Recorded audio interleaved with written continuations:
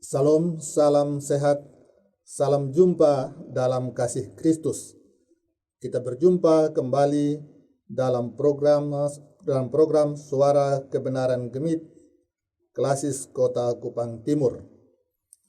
Pemirsa yang budiman, yang saya kasihi di dalam Tuhan Yesus Kristus.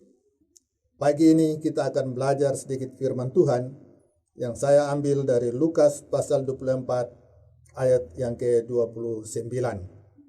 Sebelum kita membaca dan merenungkan firman Tuhan pagi ini, mari kita berdoa. Maha besar Allah Bapa di surga, pujian, syukur, dan sembah kami panjatkan kehadirat-Mu, karena kasih dan tuntunan-Mu boleh menyertai kami sampai dengan pagi ini Tuhan, kami boleh ada di hadapan hadirat-Mu. Kini kami mau belajar sedikit dari firman-Mu Tuhan. Untuk itu, urapilah bibir mulut kami, kuasailah kami dengan Roh Kudus-Mu, dan berfirmanlah kepada kami, karena kami siap mendengarnya ya Tuhan. Ampuni kami dari salah dan dosa kami. Di dalam nama Yesus Kristus firman yang hidup itu, kami sudah berdoa kepada Bapa di surga. Amin. Bapak Ibu pemirsa Suara Kebenaran Gemit Klasis Kota Kupang Timur yang saya kasihi di dalam Tuhan Yesus Kristus. Firman Tuhan untuk kita di pagi hari ini terambil dari Lukas pasal 24 ayat yang ke-29. Di bawah judul Yesus memperkenalkan diri di jalan ke Emmaus. Ayat yang ke-29, tetapi mereka sangat mendesaknya, katanya, tinggallah bersama-sama dengan kami, sebab hari telah menjelang malam, dan matahari hampir terbenam.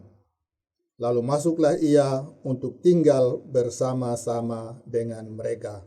Demikian firman Tuhan. Pemirsa yang budiman,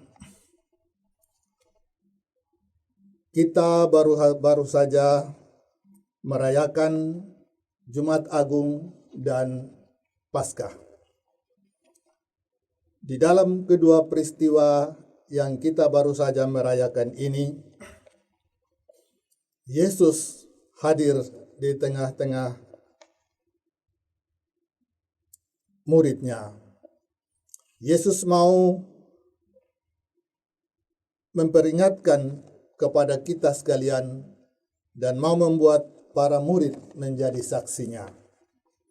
Oleh karena itu, setelah kebangkitan Yesus, ia kembali menampakkan diri pada murid-murid supaya mereka percaya dan tentunya menjadi saksi akan peristiwa kebangkitan Yesus.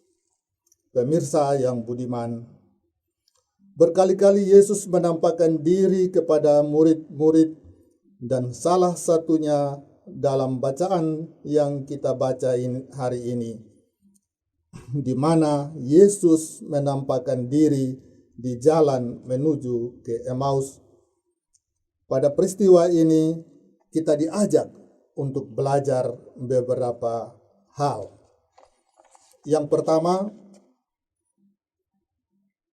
kita belajar tentang pentingnya suatu persekutuan. Di ayat yang ke-13 diceritakan tentang kedua orang dari murid-murid Yesus yang pergi ke sebuah kampung bernama Emmaus. Kampung ini letaknya kira-kira 7 mil jauhnya dari Yerusalem. Seharusnya mereka tidak pergi meninggalkan kota Yerusalem, di mana murid-murid yang lain tetap berkumpul atau bersekutu untuk saling mendukung dan menguatkan seorang akan yang lain setelah peristiwa penyaliban Tuhan Yesus. Tindakan kedua murid meninggalkan Yerusalem, di mana murid-murid yang lain berkumpul menunjukkan mereka tidak memahami kebenaran dan berjalan di luar kehendak Tuhan. Di perjalanan itu Yesus menegur mereka karena tidak percaya segala sesuatu yang telah dikatakan para nabi tentang penderitaan dan kebangkitan Yesus, sehingga mereka meninggalkan persekutuan orang percaya. Ketika kita percaya, sesungguhnya Roh Kudus sendiri telah bersekutu, telah bersaksi akan pengorbanan Yesus untuk menebus hidup kita. Dan Dia menang. Kemenangan Yesus menunjukkan kemenangan kita juga terhadap masalah-masalah yang kita alami. Sehingga hendaknya kita tidak berlaku sebagaimana yang dilakukan kedua murid dengan meninggalkan persekutuan, dengan meninggalkan gereja. Kita harus mengalami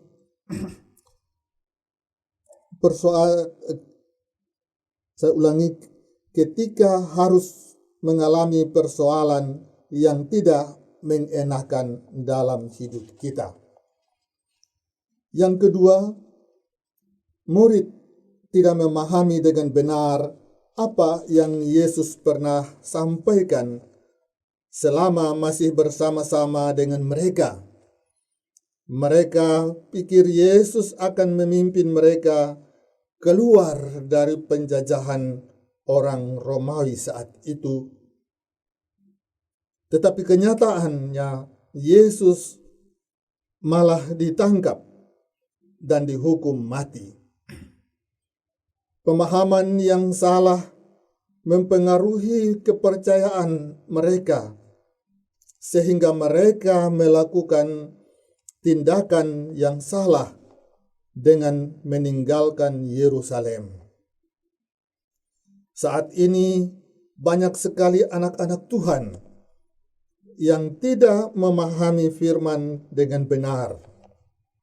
Pemahaman kita terhadap firman Tuhan telah dicemari dengan paham-paham duniawi. Hal ini menjadikan kita menjadi orang-orang Kristen yang duniawi, yang tidak lagi percaya pada kata firman, tetapi malahan percaya pada kata dunia. Dalam setiap khotbah kita, sering kita tidak sadar bahwa firman yang kita sampaikan harus berpusat pada Kristus dan pembentukan karakter umat agar bertumbuh dewasa. Pemirsa yang budiman, teguran Yesus kepada kedua murid juga berlaku kepada kita di masa-masa ini. Banyak dari kita yang hari ini hanya menganggap firman Tuhan sebagai sebuah dongeng semata. Hal itu akhirnya membuat kita tidak melihat tentang maksud Tuhan yang sebenarnya di dalam hidup kita. Hal yang ketiga, Yesus selalu hadir. Pemirsa yang saya kasihi di dalam Tuhan Yesus, Yesus bukan hanya Allah yang Maha Kasih atau Maha Kuasa, tetapi juga Maha Hadir. Dia hadir ketika kedua murid sedang bercakap-cakap dan bertukar pikiran mengenai Dia. Dan bukan hanya sekedar hadir, tetapi Yesus mau berjalan bersama-sama dengan mereka. Lukas pasal 24 ayat yang ke-15. Sebagai murid Kristus, kita harus menyadari dan percaya bahwa Yesus adalah Immanuel, Allah beserta kita. Yesus selalu hadir di setiap persekutuan orang percaya. Yesus selalu hadir di setiap saat kita bercakap-cakap dan bertukar pikiran mengenai Dia. Yesus selalu hadir bagi setiap orang yang memanggil nama-Nya.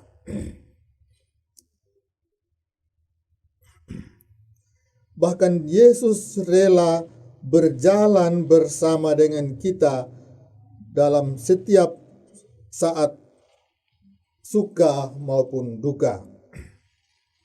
Sebab di mana 2 atau 3 orang berkumpul dalam namaku, di situ aku ada di tengah-tengah mereka. Matius pasal 18 ayat yang ke-20. Kehadiran Yesus bersama para murid juga nyata kepada kita, setiap orang yang percaya kepadanya. Kristus yang mati itu, Ia telah hidup dan menjadi pemenang untuk segala penebusan dosa kita. Janganlah kita takut. Seringkali kita hanya berfokus pada ketakutan dan melupakan tentang kuasa Tuhan. Seperti para murid yang harus menyingkir jauh menuju Emmaus. Mari kita percaya lebih sungguh. Jauhkan segala ketakutan itu dan biarlah kemahakuasaan Tuhan saja yang ada dalam hati dan hidup kita. Dan yang terakhir, biarkan Yesus hadir dalam tiap hati kita. Ayat yang ke-28 sampai dengan ayat yang ke-32 dari bacaan kita ini menceritakan tentang bagaimana Yesus berbuat seolah-olah hendak meneruskan perjalanannya ketika hampir sampai di Emmaus. Tetapi kedua murid mendesak agar Ia tinggal bersama dengan mereka. Akhirnya Yesus pun bersedia. Dan malam itu merupakan malam yang penuh berkat, karena Yesus mencelikan mata hati mereka yang buta. Iman mereka kembali berkobar-kobar, karena Yesus sungguh bangkit. Yesus hidup, dan di saat itu Yesus memberkati mereka. Kisah ini mau mengingatkan kita untuk sedikit saja meminta agar Yesus tetap bersama-sama dengan kita. Seringkali karena terlena dengan hal-hal duniawi, kita melupakan Kristus ada dalam diri kita. Tidak ada saat khusus bersama keluarga untuk berdoa. Tidak ada saat pribadi untuk mau rebah di hadapan Tuhan, untuk menyerahkan hidup kita kepadanya, karena kita telah diliputi oleh ambisi-ambisi duniawi. Karena itu, dalam bacaan ini mengajarkan kita untuk berbicara pada Tuhan. Tinggallah bersama-sama dengan kami. Ia tidak akan abaikan segala permohonan kita dan keluh kesah kita. Karena itu, percayalah apa yang kamu minta kepada Allah yang hidup. Pasti Ia mengabulkannya. Tuhan Yesus pasti berjalan bersama kita dalam suka maupun duka. Tuhan Yesus memberkati firman-Nya. Amin. Pemirsa yang budiman yang saya kasihi di dalam Tuhan Yesus Kristus, mari kita berdoa.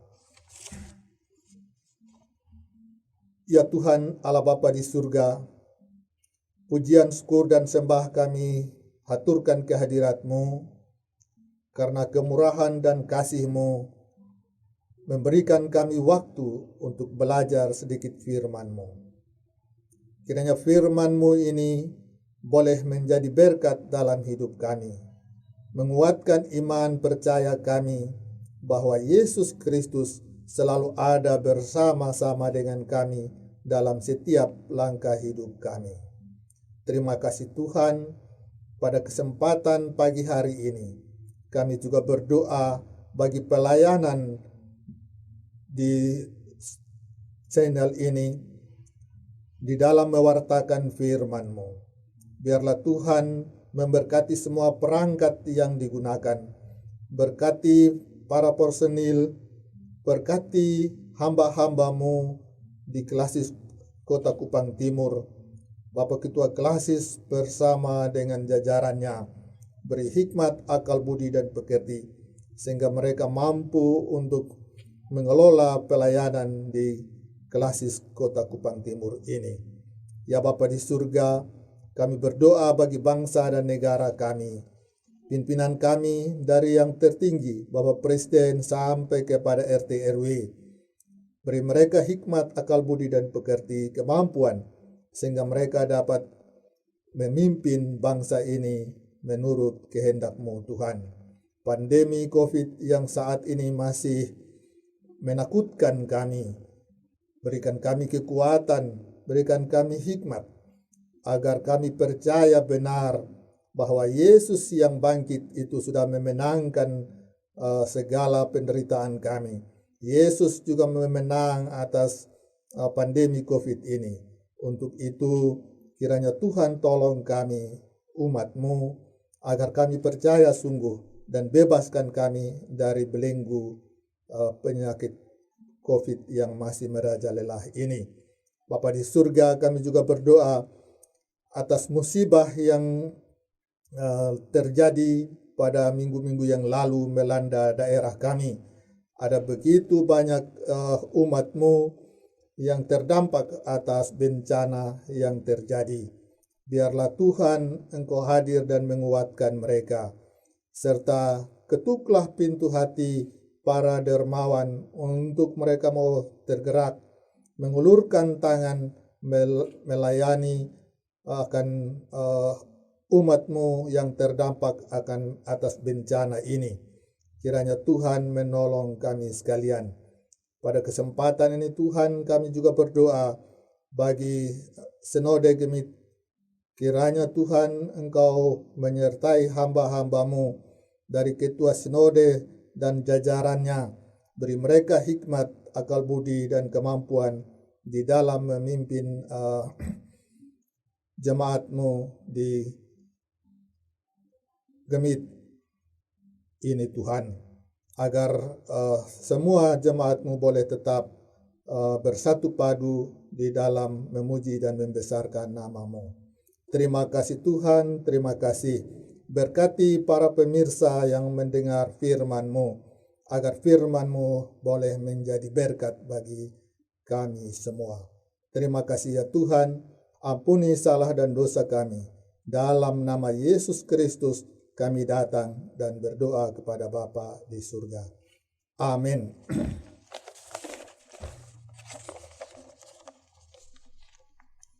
Pemirsa yang budiman, selamat memulai hari baru ini dalam tuntunan Roh Kudus.